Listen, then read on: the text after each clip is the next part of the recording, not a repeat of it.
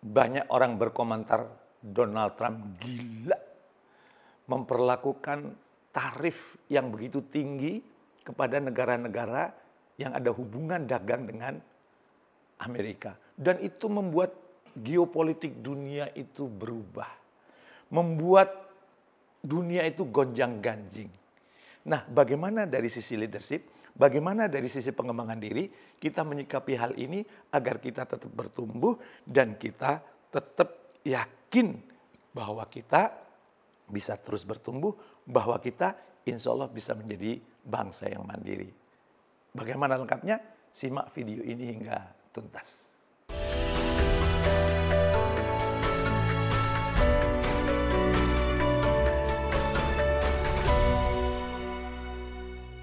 Assalamualaikum warahmatullahi wabarakatuh. Bertemu kembali dengan saya, Jamil Azaini. Dan seperti biasa, kita akan membahas sesuatu yang insya Allah akan memberikan manfaat buat Anda. Salah satunya yang sekarang lagi trending topik, ya, tentang kebijakan Donald Trump. Bagi Anda yang suka mengamati perkembangan politik dunia, ekonomi dunia, pasti tahu ya, Donald Trump itu mengambil kebijakan yang sangat kontroversial. Yaitu apa? Menaikkan tarif barang-barang yang masuk ke Amerika. Dan yang diberikan tarif tertinggi itu adalah China gitu ya. Tentu kebijakan ini menurut saya akan menghilangkan kepercayaan negara-negara di dunia kepada Amerika. Karena Amerika itu negara adikuasa, ngambil keputusan seenaknya, maka boleh jadi banyak negara sekarang sangat berhati-hati untuk meletakkan kepercayaan kepada Amerika. Dan menurut saya sebenarnya keputusan ini bisa merugikan Amerika ya. Kenapa? Karena Amerika bisa menjadi terisolasi. Padahal sekarang di era globalisasi itu interaksi antar warga negara yang berbeda itu tanpa batas. Dan dengan ada pembatasan tarif impor ini, maka boleh jadi kegiatan ekonomi yang masuk ke Amerika berkurang, begitu juga barang-barang yang murah di Amerika juga berkurang, dan ini bisa berbahaya bagi Amerika. Tapi saya tidak akan membahas dari segi politik, saya tidak akan membahas dari segi ekonomi, ya. Yang akan saya bahas tentu dari sudut pandang atau kacamata leadership dan pengembangan diri, supaya itu bisa menjadi ibroh, menjadi pelajaran buat kita. Nah, menurut saya ada beberapa pelajaran yang bisa kita petik dari kejadian ini. Yang pertama apa? Yang pertama kayaknya saatnya kita benar-benar belajar kepada China gitu. Kenapa? Karena sebenarnya penetapan tarif ini ya kalau menurut kacamata saya gara-gara Donald Trump itu iri dengan pertumbuhan China yang luar biasa. Amerika menurun ya atau pertumbuhan ekonominya setidaknya melambat sementara China melesat. Maka menurut saya saatnya kita sekarang memang perlu belajar dengan China. Ya. Waktu saya SD dulu, berulang-ulang guru agama saya menyampaikan hadis ya, utlubul ilmi walau bisin, tuntutlah ilmu walau sampai negeri Cina. Walaupun menurut banyak ahli, ya setelah saya perdalam, setelah saya pelajari, hadis ini itu lemah ya, hadis ini itu dhaif ya. Tapi menurut saya pesannya cukup dalam ini. Kita perlu belajar kepada China. Nah, kebetulan ibu mertua saya itu berdarah China gitu ya. Saya juga dapat banyak pelajaran kehidupan dari beliau. Dapat banyak pelajaran bisnis dari beliau. Jadi kalau ngobrol itu isinya tentang bagaimana kita mengembangkan diri, isinya bagaimana kita berkaitan juga dengan bisnis gitu ya. Sehingga memang wajar kalau kemudian China sekarang menguasai dunia. Nah, supaya kemudian tidak asal bunyi, mungkin saya akan ambil pendapat dari saya rasa ini adik kelas saya dulu di IPB ya, yang sekarang sudah menjadi profesor di California University, Amerika, yaitu Profesor Alvin Tobing. Jadi Profesor Alvin Tobing ini mengatakan bahwa ternyata orang-orang Cina itu menghargai ilmu, sementara kita itu menghargai gelar. Banyak orang yang kuliah itu bukan karena ingin dapat ilmunya, tapi ingin dapat gelarnya. Nah, Profesor ini juga mengatakan bahwa orang-orang Cina itu haus ilmu pengetahuan, sementara kita haus jabatan gitu ya. Dan kemudian Profesor Alvin Tobing itu memberikan sedikit data ya, bahwa di tahun 2019 ketika dia melakukan semacam mungkin riset kecil-kecilan gitu ya, berdasarkan data yang dia peroleh, ternyata di tahun 2019 itu ada 370.000 orang Cina yang belajar di Amerika. Jadi sengaja pemerintahan Cina itu mengirim warga negaranya sebanyak 370.000, hampir 1/4 juta, itu berarti lebih sepertiga juta orang ya. Ya, yang konon kata Profesor Alvin Tobing ini jumlahnya 35% dari seluruh mahasiswa internasional yang belajar di Amerika pada waktu itu. Cukup banyak jumlahnya. Sementara di tahun yang sama orang Indonesia itu hanya 8.300. Jadi hanya sekitar 2,5%-nya dibandingkan China gitu. Nah, mereka belajar dengan sungguh-sungguh, mereka haus ilmu pengetahuan, dan begitu selesai belajar, mereka pulang ke Cina. Mereka lah yang kemudian menghasilkan produk-produk Cina sangat kompetitif dan kemudian menguasai dunia. Saya kebetulan atas izin Allah baru pulang umroh gitu ya.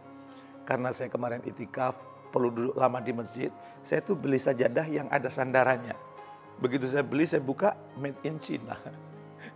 Saya beli oleh-oleh dari tanah suci ya. Ternyata sebagian besar itu adalah made in China.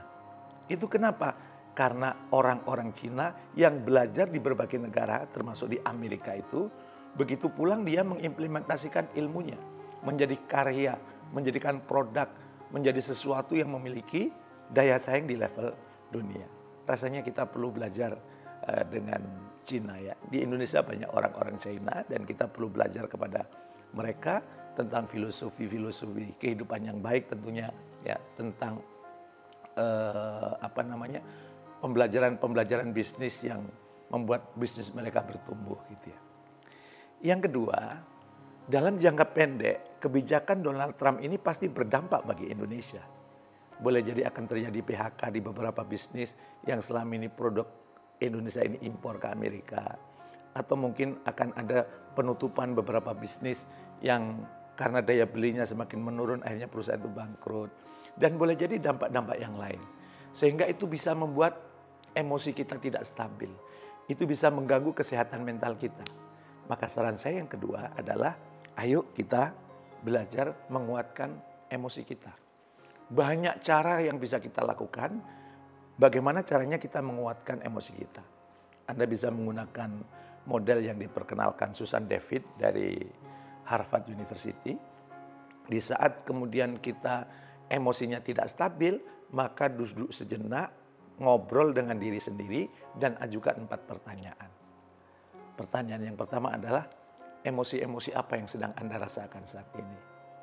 Anda data tuh emosi-emosinya. Di antara emosi-emosi itu kemudian Anda renungkan mana yang berdampak buruk kepada kehidupan Anda. Ambil satu. Begitu sudah ambil satu, misalnya marah gitu ya. Maka kemudian ajukan pertanyaan yang kedua.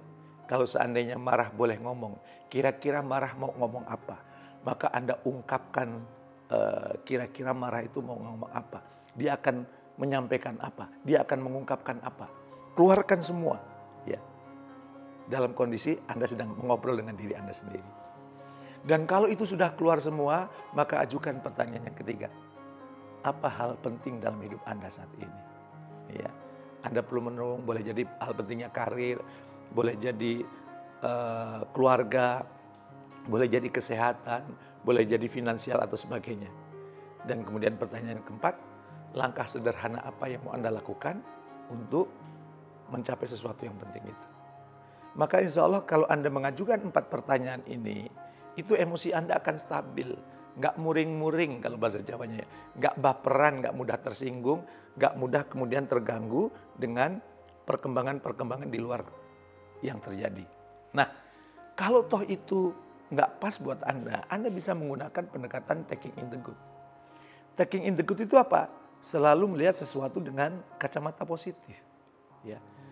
Diri kita pun kita lihat dari sisi kacamata positif. Perubahan yang terjadi di luar itu kita lihat dari kacamata positif. Ya. apapun yang terjadi dengan kacamata positif. Kalau ternyata sulit melihat dari kacamata positif karena tidak sesuai harapan kita, maka ambil hikmahnya. Ya, ambil hikmahnya, apa hikmah dari kejadian ini?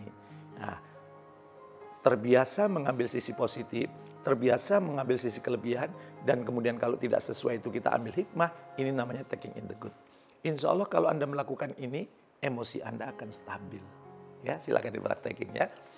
Dan yang ketiga, rasanya yang juga perlu kita lakukan, kita mulai perlu menyintai produk-produk dalam negeri. Dulu waktu saya kecil itu ada ACI ya, Aku Cinta Indonesia. Gunakan produk-produk Indonesia. Ayo kalau makan ke restoran Indonesia, pakai baju produk Indonesia, pakai sepatu kalau ada hasil karya Indonesia, ayo kita gunakan. Kemudian ketika kita melakukan transaksi-transaksi, gunakan yang itu memang hasil karya orang Indonesia. Insya Allah dalam jangka panjang hal ini akan memperkuat kemandirian bangsa ini. Jadi biasakan senang dengan brand-brand lokal. Saya paling suka kalau diminta membantu perusahaan lokal yang ingin bertumbuh dan bersaing di level internasional. Itu selalu saya bilang sama tim saya, sama tim teman-teman saya, support supaya mereka supaya mereka bisa go internasional. Kenapa? Karena itu akan membantu kemandirian kita dan insya Allah itu dampaknya jangka panjang buat pertumbuhan negeri kita. Dan tentu yang terakhir yang perlu kita lakukan, nggak usah takut dengan Donald Trump. Nggak usah takut dengan Elon Musk yang mungkin sekarang menjadi penasihat Donald Trump. Sehingga mengelola negara itu kayak mengelola bisnis gitu. Kenapa? Karena kita punya backing yang lebih besar dibandingkan Donald Trump. Punya backing yang lebih besar dibandingkan Elon Musk. Yaitu Allah. Siapa? Allah Subhanahu Wa Ta'ala. Maka yuk saatnya kita mendekat kepada Allah. Saatnya kita minta backingan dari Allah. Agar kita mampu menghadapi berbagai problem, berbagai perkembangan yang terjadi di dunia saat ini. Insya Allah backing kita Allah akan menolong kita. Backing kita Allah akan mempermudah semua urusan kita. Mudah-mudahan 4 hal ini bisa membantu Anda, termasuk juga membantu saya menghadapi riuh rendah pertumbuhan geopolitik dunia yang saat ini sedang terjadi gara-gara ulahnya Donald Trump. Semoga bermanfaat. Terima kasih. Assalamualaikum warahmatullahi wabarakatuh.